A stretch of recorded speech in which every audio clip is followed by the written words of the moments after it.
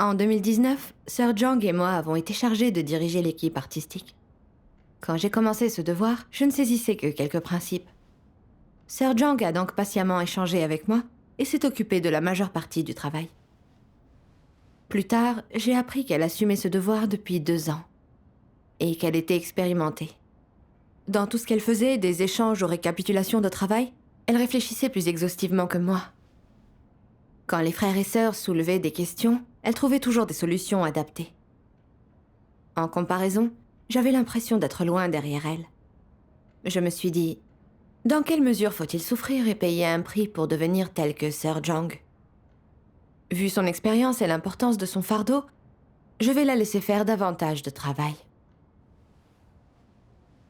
En vue des tâches à accomplir, elle me demandait de réfléchir à la façon d'échanger pour résoudre les problèmes.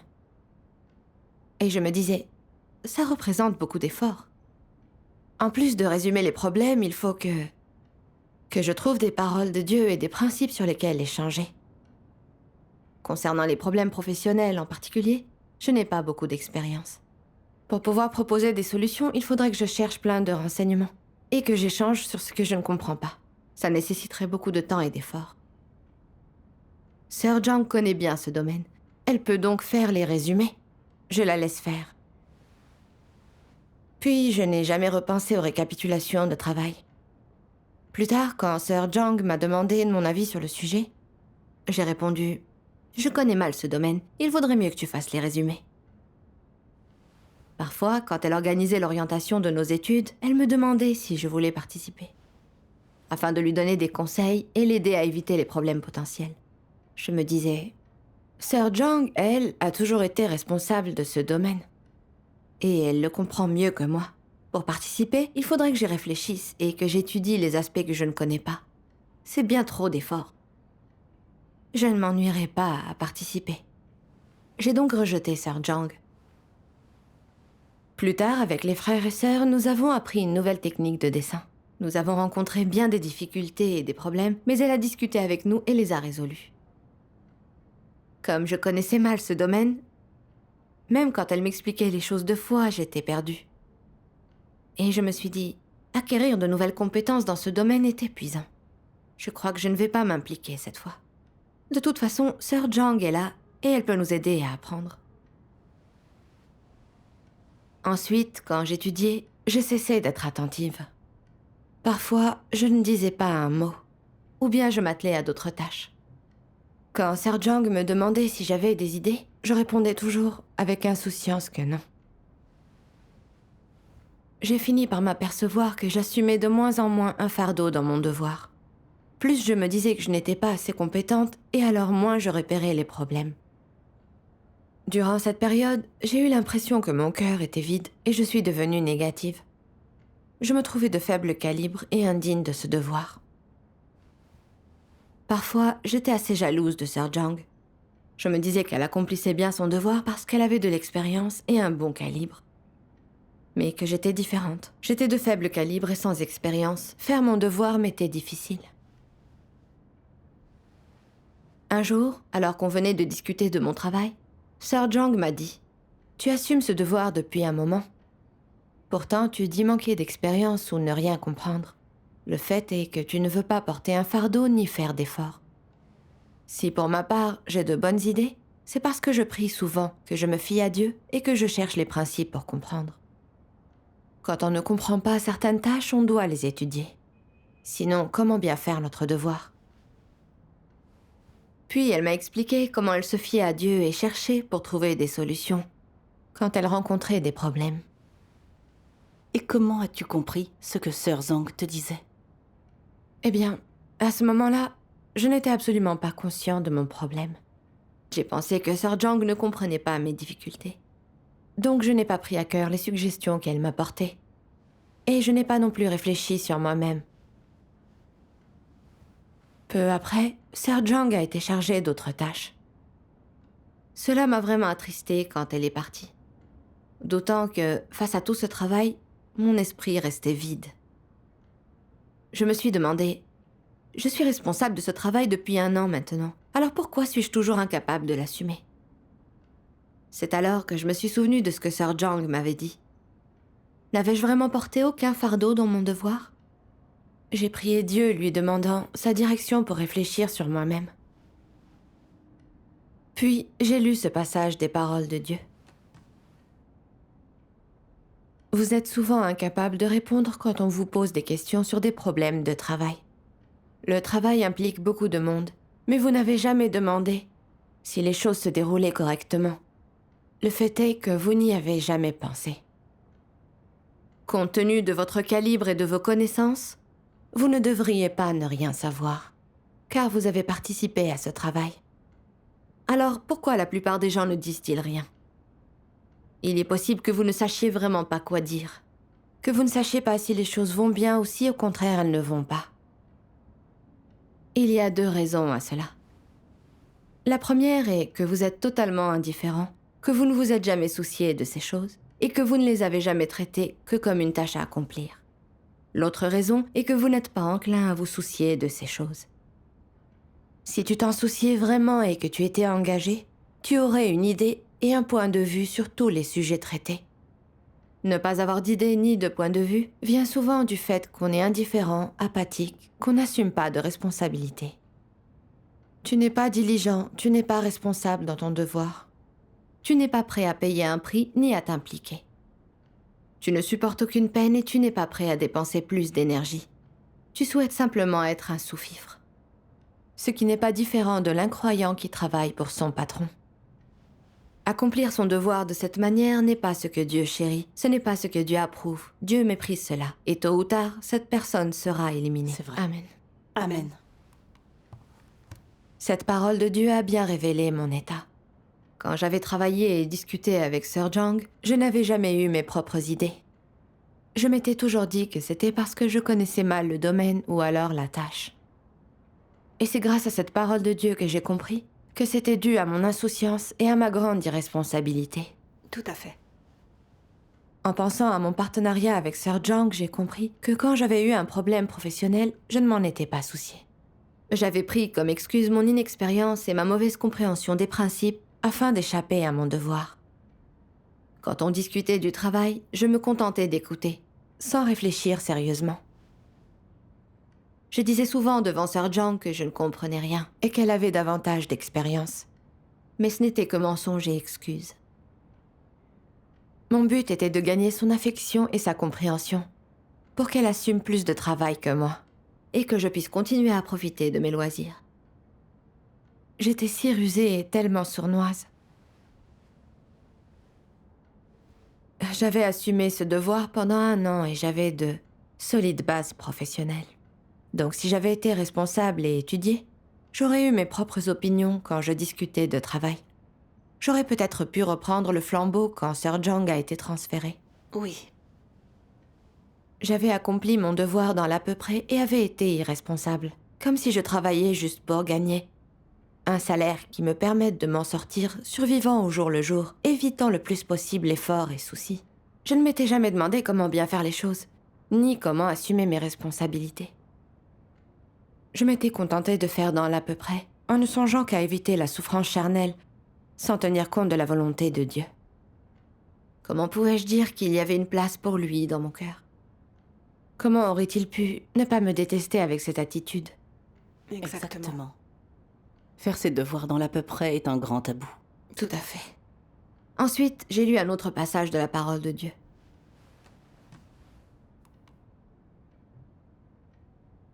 Le Seigneur Jésus a dit un jour, « Car on donnera à celui qui a, et il sera dans l'abondance. Mais à celui qui n'a pas, on ôtera même ce qu'il possède. » Quel est le sens de ces paroles? Que si tu n'accomplis même pas ton propre devoir ou travail, ou que tu ne t'y consacres même pas, alors Dieu t'ôtera tout ce qui t'appartenait. Que veut dire ôter? Qu'est-ce que cela fait ressentir aux gens?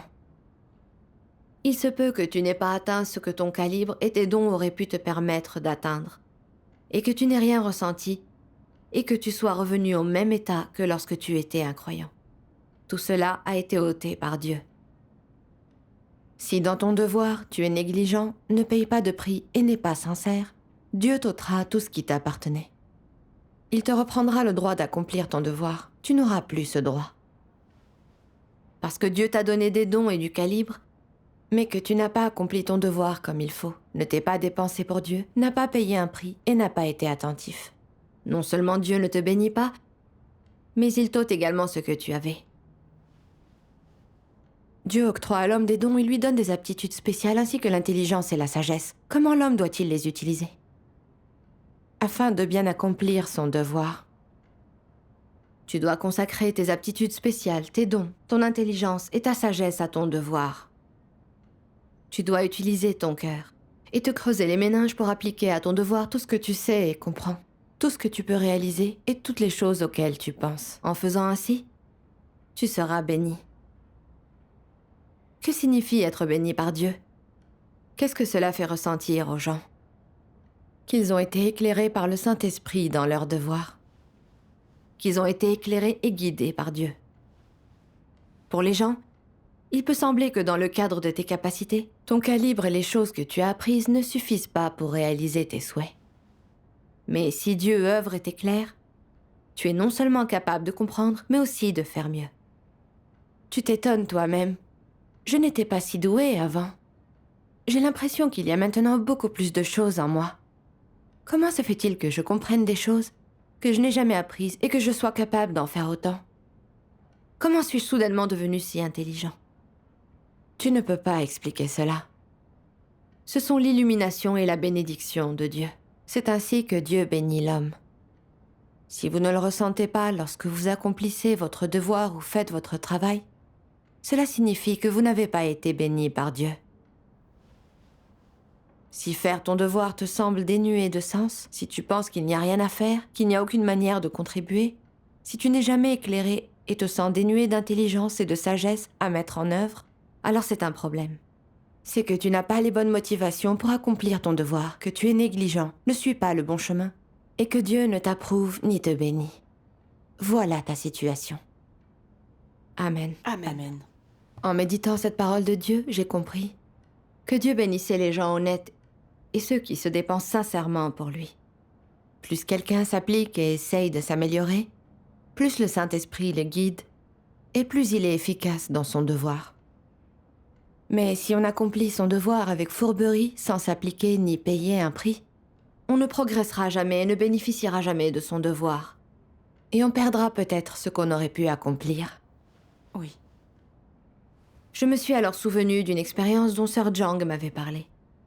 Au début, elle n'avait pas compris grand-chose à son travail.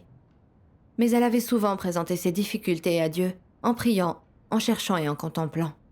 Elle avait aussi échangé sur ses difficultés, et inconsciemment, elle avait été éclairée par le Saint-Esprit et enrichie d'idées. Elle avait constamment fait des progrès et était devenue plus efficace. Moi, par contre, j'avais maintenu le statu quo sans chercher à progresser. J'avais essayé de profiter de mes loisirs et je n'avais pas voulu payer un prix. Par conséquent, je n'avais jamais réalisé mon potentiel. Comme le disent les paroles de Dieu, à celui qui n'a pas, on ôtera même ce qu'il possède. Dieu détestait mon attitude négligente et irresponsable envers mon devoir. J'ai compris que si je ne me repentais pas, j'allais être exécrée par Dieu et je finirais par perdre mon devoir. Penser à ça m'a terrifiée. Alors j'ai vite prié Dieu pour qu'il m'aide à trouver un chemin de pratique et pour me repentir. Amen. Et dans quelle parole de Dieu as-tu trouvé un chemin de pratique? J'ai lu ce passage de la parole de Dieu. Comment doit-on comprendre son devoir? Le devoir d'une personne se présente quand le Créateur Dieu donne à cette personne une tâche à réaliser. Les tâches que Dieu te confie, les commissions que Dieu te donne, voilà ce que sont tes devoirs. Quand tu les poursuivras comme tes objectifs, avec un cœur qui aime Dieu, pourras-tu y opposer un refus? Sûrement pas. Que tu puisses les refuser ou non, tu ne dois pas le faire. Tu dois les accepter. C'est ça le chemin de pratique. Qu'est-ce que le chemin de pratique? Être profondément dévoué en toute chose. Être dévoué en toute chose pour satisfaire la volonté de Dieu.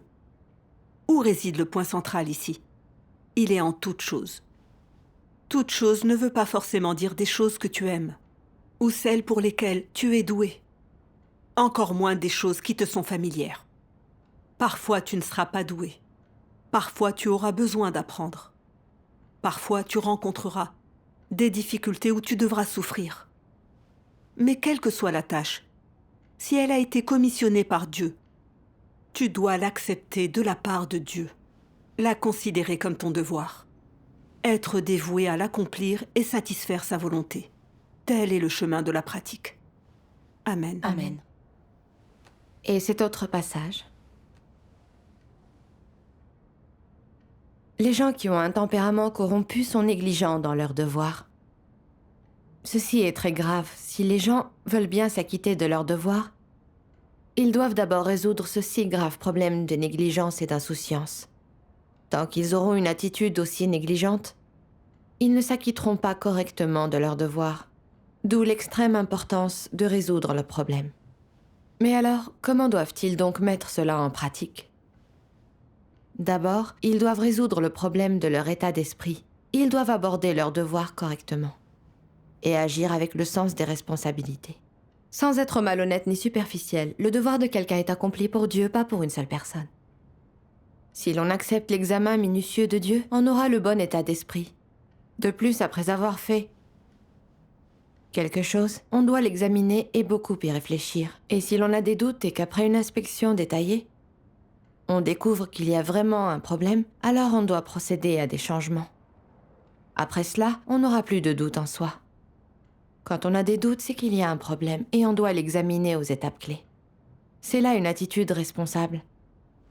Quand on peut être sérieux, responsable, dévoué et travailleur, le travail sera fait correctement. Parfois, tu es dans un mauvais état d'esprit.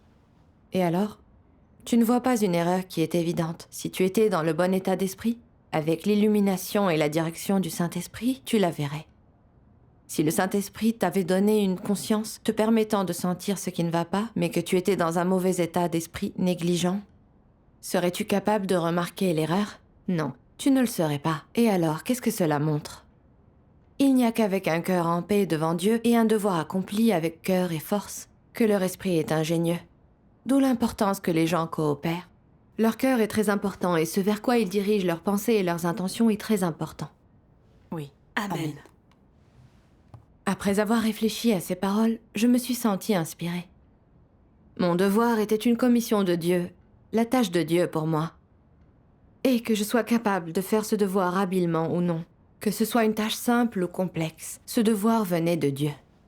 Je devais donc me montrer responsable et aussi loyale que possible. Ce n'était qu'en faisant de mon mieux que je pourrais recevoir les bénédictions de Dieu. C'est exact. J'ai songé à toutes les fois où j'avais juré devant Dieu que j'allais accomplir loyalement mes devoirs pour lui rendre son amour. Maintenant que mon devoir s'avérait un peu compliqué et difficile, et que je devais souffrir et payer un prix, je faisais dans l'à peu près et tâchais de l'éviter. Quand j'ai compris ça, je me suis sentie redevable envers Dieu et indigne de son amour. Je ne pouvais pas continuer ainsi. Je devais pratiquer selon la parole de Dieu, aborder mes devoirs sincèrement et assumer mes responsabilités, pour ne pas avoir de regrets à l'avenir. Amen. Alors j'ai examiné le travail qui m'avait rendu perplexe pour me familiariser avec lui. Et je n'ai plus essayé d'éviter les problèmes, qui me semblaient compliqués. J'ai alors discuté de ces problèmes avec mes frères et sœurs, en leur demandant de m'apprendre quand je ne comprenais pas.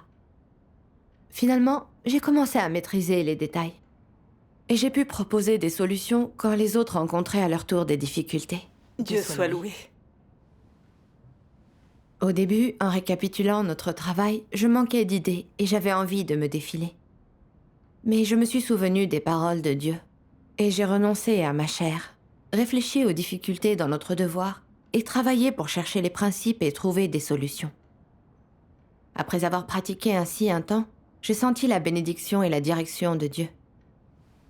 J'ai commencé à maîtriser ce que je ne comprenais pas ou ce qui me déconcertait avant.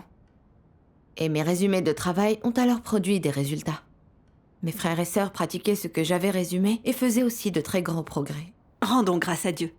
Quand on est responsable dans notre devoir et qu'on paie un prix, on reçoit la direction du Saint-Esprit et on obtient des résultats. Oui. Amen. Amen. J'ai pensé que mon attitude envers mon devoir avait un peu changé. Mais quand Dieu a arrangé un nouvel environnement pour moi, j'ai repris mes habitudes. En septembre 2021, pour les besoins du travail, j'ai fait équipe avec Sir Lee pour abreuver les nouveaux venus. Je pensais que ce devoir ne poserait pas de problème technique et qu'il serait donc facile. Mais quand j'ai commencé à le faire, j'ai découvert qu'il était dur de bien abreuver les nouveaux. Je devais communiquer avec eux en anglais et échanger sur la vérité pour résoudre leurs notions et dissiper leur confusion. Oui. Sir Lee maîtrisait les facettes de ce travail. Elle trouvait rapidement les vérités pour résoudre les problèmes des nouveaux venus. Alors que je m'en sortais vraiment très mal. Souvent, je n'échangeais pas clairement et ne résolvais pas leurs problèmes. Pour atteindre le niveau de Sir Lee, j'allais devoir beaucoup étudier, m'équiper et payer un prix important. Je me suis dit, à quoi bon? Puisque Sir Lee est ma partenaire maintenant, je n'ai pas à me faire de soucis. Je n'ai alors plus cherché la vérité avec tant d'empressement. Et après les réunions, je ne posais pas de questions aux nouveaux venus sur leurs problèmes. Un jour, j'ai pris conscience que je faisais ce devoir depuis 2 mois, mais n'étais toujours pas capable d'abreuver seule. Je me disais que je ne comprenais rien, mais je ne payais pas de prix. Je me suis alors demandé pourquoi, quand je rencontre un devoir que je maîtrise mal, je prends pour excuse de ne pas savoir le faire. Je me contente d'un à peu près et je refuse de payer un prix. J'ai présenté mon état et ma confusion à Dieu et je l'ai prié dans mon cœur. Un jour, pendant mes dévotions, je suis tombée sur ces paroles de Dieu. Opter pour les tâches faciles et non fatigantes dans l'accomplissement de ces devoirs, celles qui nous épargnent de sortir sous un soleil brûlant ou sous une pluie battante, éviter les tâches risquées et exigeantes, les confier à d'autres, et se trouver une tâche facile, chercher une excuse, se dire de piètre calibre, incapable de faire ce travail stupide, et dire qu'on ne sera pas capable de gérer les problèmes qui se présenteront. C'est là quelqu'un qui tire au flanc et qui convoite les conforts de la chair. Il y a aussi ceux qui se plaignent en accomplissant leurs devoirs, qui ne veulent pas faire d'efforts, qui, dès qu'ils ont un peu de temps libre, doivent se reposer et bavarder, et se plaignent en reprenant le travail, qui reculent à la vue de quelque chose de difficile et tentent d'y échapper, cherchant une raison ou un prétexte, en disant « Je ne suis pas à la hauteur. Mon calibre est trop mauvais. Un tel a un meilleur calibre que moi, il est plus perspicace et capable, il peut mieux réussir ce travail. » Et qui vont chercher des petits boulots afin d'avoir plus de temps pour se divertir. Cette personne ne convoite-t-elle pas les conforts de la chair? N'est-ce pas la manifestation de la convoitise des conforts de la chair? Ces personnes sont-elles aptes à accomplir un devoir?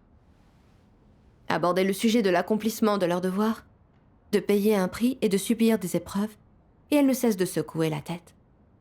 Elles auraient trop de problèmes. Elles sont remplies de plaintes et sont négatives. De telles personnes sont inutiles. Elles ne sont pas habilitées à accomplir leurs devoirs et doivent être chassées. Certains faux dirigeants ont un peu de calibre, mais ils ne font pas de travail concret et convoitent le confort charnel. Pour moi, ceux qui convoitent le confort charnel ne sont pas différents de simples cochons. Les cochons passent chaque journée à manger et à dormir. Si tu leur donnes des céréales, c'est pour pouvoir plus tard consommer leur viande. Si les faux dirigeants sont eux aussi élevés comme des porcs élevés pour être gros et gras, mais qu'ils sont un gaspillage d'espace et ne font aucun travail, alors à quoi bon les élever? Ne devraient-ils pas être écartés? Ainsi, élever un faux dirigeant est bien moins bénéfique qu'élever un porc. Car bien que le cochon ne fasse rien, mangeant et buvant gratuitement 3 fois par jour, quand tu manges sa viande en fin d'année, tu trouves que le cochon a contribué à cela. Le nourrir toute l'année était fatigant, c'était un dur labeur. Mais tout cet effort n'était pas pour rien, ce n'était pas en vain. Tu sens que ça en valait la peine. Mais les faux dirigeants? Ils peuvent avoir le titre de dirigeant, occuper cette position, et bien manger 3 fois par jour, et jouir de beaucoup de grâce de Dieu. Mais à la fin de l'année, quand ils sont devenus bien gras alors, en quel état est le travail? Regarde tout ce qui a été accompli dans ton travail cette année.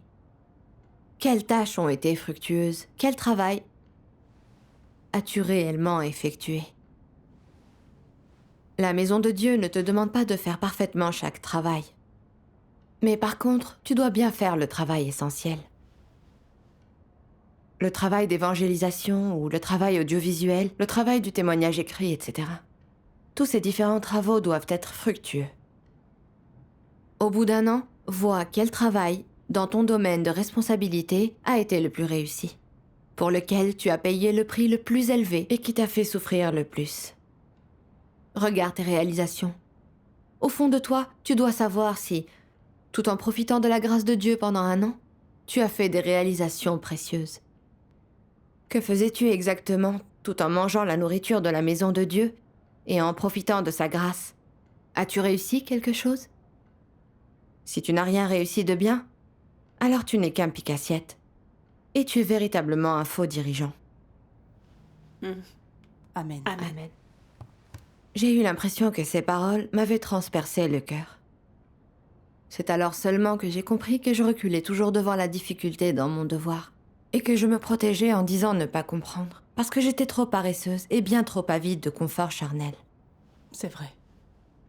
Auparavant, quand j'avais été superviseuse avec Sir Jang, j'avais toujours retenu des tâches simples et faciles pour moi-même, en lui laissant tout ce que je maîtrisais mal ou encore ce qui nécessitait de réfléchir soigneusement.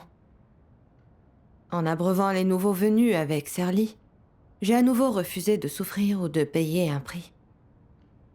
Je me suis demandé pourquoi j'agissais ainsi, et j'ai compris que j'étais contrôlée par des philosophies sataniques. Des idées comme « chacun pour soi, Dieu pour tous » et « profite du moment présent, car la vie est courte » s'étaient profondément enracinées à l'intérieur de moi et jusqu'au fond de mon cœur. Je m'étais toujours dit que les gens devaient vivre pour eux-mêmes, et qu'en disposant d'un confort charnel et sans souci, on vivait comme on devait vivre. Quand je suis arrivée dans la maison de Dieu, c'était encore mon opinion. Et face aux difficultés ou à ce que je maîtrisais mal, quand je devais souffrir ou payer un prix, je reculais comme une lâche et je privilégiais mon confort charnel. En vivant ainsi, je n'étais franchement pas différente d'un porc. Les porcs ne réfléchissent pas et ne font rien. Ils ne savent que manger, boire et dormir. J'étais pareil, je ne me souciais que de mon confort. Ma vie était si vulgaire. Auparavant, lorsque j'étais superviseuse, et maintenant en abreuvant les nouveaux, j'avais été si exaltée par Dieu. Mais je n'avais pas essayé de progresser ni de réfléchir à mes responsabilités et devoirs. Je m'étais montrée irresponsable envers l'Église et mes frères et sœurs. Je n'avais pas la moindre conscience. Je refusais de souffrir et de payer un prix. Je prenais toujours comme excuse de ne pas comprendre ou savoir pour gagner l'affection des autres, afin qu'ils pensent que j'étais capable d'admettre mes défauts et qu'ils me voient comme une personne sensée et honnête. Mais la vérité est que je me servais de ces mots pour masquer ma paresse et mon irresponsabilité. J'étais si rusée et sournoise que j'avais berné tous mes frères et sœurs. Oui. Mais si je pouvais les berner un moment, Dieu, lui, voit tout. Il est aussi juste. J'essayais de tromper et berner Dieu. Comment ne m'aurait-il pas détesté? C'est pourquoi je n'ai jamais vu ses bénédictions et sa direction durant toute cette période, quand les problèmes nous déconcertent et qu'on ne progresse pas. C'est un signal de danger. Effectivement. Ensuite, j'ai lu un autre passage de la parole de Dieu. Regardons la vidéo d'une lecture de ces paroles. D'accord.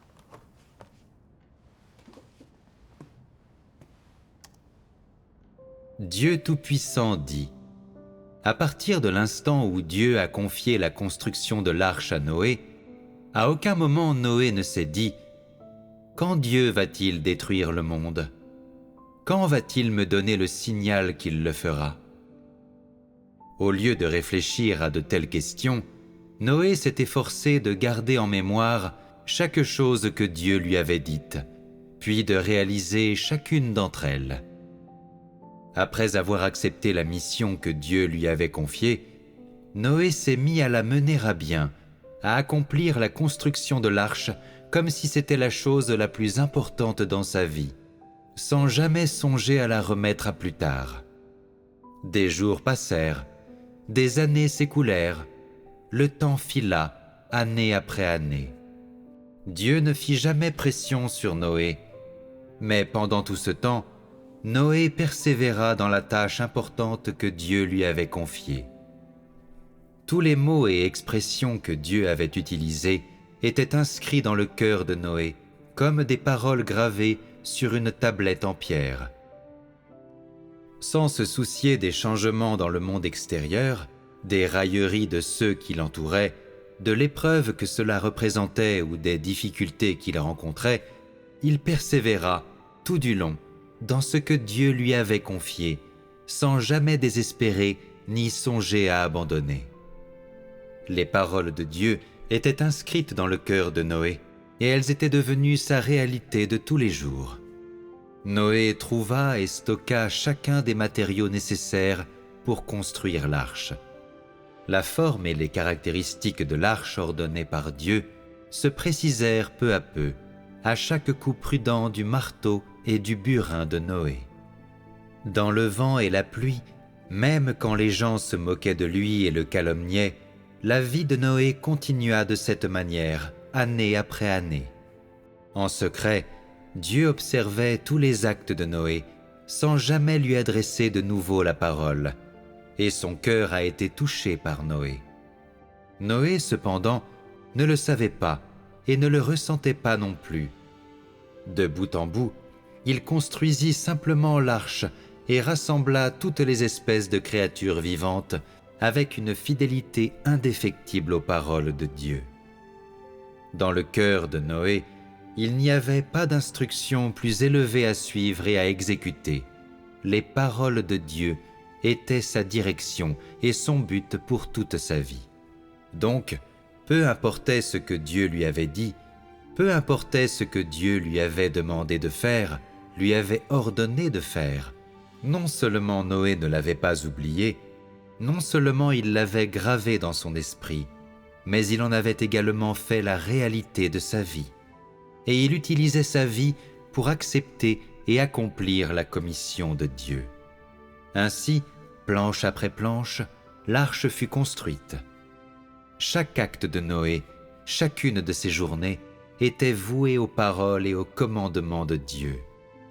Il ne semblait peut-être pas que Noé réalisait un projet capital, mais aux yeux de Dieu, tout ce qu'il faisait, jusqu'à la moindre démarche qu'il entamait pour accomplir quelque chose, chaque tâche qu'il exécutait de sa main, étaient tous précieux, méritaient d'être commémorés et étaient dignes d'être imités par cette humanité. Noé se tenait à ce que Dieu lui avait confié. Il croyait fermement que chaque parole que Dieu avait prononcée était la vérité. De cela, il ne doutait pas, et par conséquent, l'arche fut achevée, et toutes les sortes de créatures vivantes purent y vivre. Amen. Amen. En réfléchissant à ces paroles de Dieu, j'ai été très émue. Noé s'est montré obéissant et prévenant envers Dieu. Quand Dieu a dit à Noé de construire l'arche, Noé a chéri sa commission et respecté l'ensemble de ses exigences. C'est vrai. Au début, il n'a pas su comment bâtir l'arche. Sa construction était laborieuse et trop difficile. À toutes les étapes, il a dû souffrir et payer un prix. Mais Noé est resté fidèle à la commission de Dieu. Pour achever la commission de Dieu, il a souffert, payé le prix et bâti l'arche clou après clou. Noé a persisté pendant 120 ans avant d'achever la commission de Dieu. Bien qu'il ait beaucoup souffert pour construire l'arche et qu'il n'ait pas bénéficié de confort charnel, il a mené à bien la commission de Dieu, il l'a satisfait et a gagné son approbation. La vie de Noé était vraiment une vie pleine de sens. Oui. Noé a traité la commission de Dieu sérieusement et de façon responsable. Même quand c'est devenu difficile, il a persévéré. Noé s'est montré loyal envers Dieu. C'est vrai. Comparé à Noé, je n'avais pas une once d'humanité. Je n'avais pas chéri la commission de Dieu, je n'étais pas une personne loyale. J'étais paresseuse et vraiment fourbe. Je ne désirais que le confort charnel et ne voulais pas souffrir. J'étais si indigne de la commission de Dieu. J'étais si méprisable. Si je continuais ainsi, si je ne changeais pas, Dieu finirait par me faire perdre mon devoir, ce que je regretterais à vie. C'est vrai. Les jours suivants, j'ai organisé mon temps. Et je me suis équipée chaque jour de vérité concernant l'abreuvement des nouveaux venus. Un jour, les frères et sœurs ont soulevé un problème dans le travail d'abreuvement. Et en entendant une chose que je ne comprenais pas, j'ai voulu me défiler. J'ai songé à les laisser résoudre ce problème seul. Mais cette fois, j'ai pris conscience que j'allais encore faire dans l'à peu près. J'ai pensé à l'attitude de Noé vis-à-vis de sa commission. Et j'ai alors délibérément corrigé mon état incorrect. J'ai écouté attentivement comment ils échangeaient sur la vérité. Et quand ils ont récapitulé la situation, je leur ai donné des conseils. J'ai été surprise de les entendre dire que j'étais de bons conseils. Quand j'ai abreuvé les nouveaux venus avec Sir Lee, j'ai pratiqué la résolution des difficultés concrètes. Et si j'étais en difficulté, je demandais de l'aide à Sir Lee. Et au bout d'un moment, j'ai pu abreuver les nouveaux venus seuls. Rendons grâce à Dieu. Même si j'ai encore un bon nombre de lacunes et de défauts, je sens que je grandis chaque jour, je progresse de plus en plus, et je me sens bien plus à l'aise. La compréhension que j'ai pu recevoir est entièrement l'effet de l'œuvre de Dieu. Absolument. Dieu soit loué. Dieu soit loué. Dieu soit loué.